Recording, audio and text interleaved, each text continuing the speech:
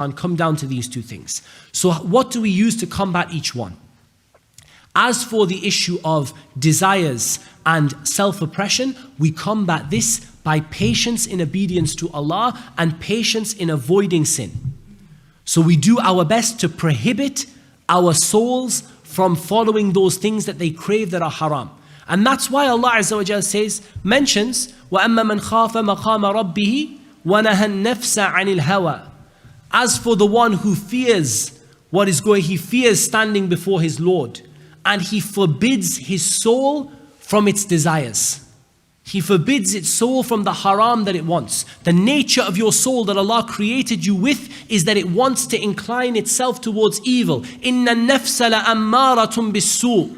The soul is constantly inclining, moving itself towards evil. You have to rope it in and pull it back. One of the mashayikh, he once said to me, the soul of a man is like a camel. This is what he said to me. And I said, Shaykh, I have no idea what a camel is like, so you're going to have to explain this to me. So he said, look, it's this simple.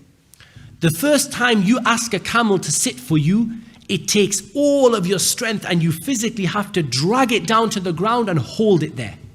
Once it's sat for you once, it'll sit for you anytime. And your soul is like this. So the first time you have to get your soul away from something that it craves. Let's say you're addicted to a kind of a drug, or you're addicted to something haram, or you're in a haram relationship and it's a kind of an addiction. Your soul is finding some kind of peace and your soul is finding some kind of happiness from it. The first time you pull yourself away from that, it's going to be hard. It's going to be like dragging the camel to the ground. It's very, very physically demanding. It's very hard. But once you've got your soul used to it, your soul will behave. Just like the camel will behave. A couple of times you have to drag it to the ground and then it'll behave itself. Your soul is the same. A few times you have to drag your soul to the ground and force it to obey you, and then after that, it will behave itself.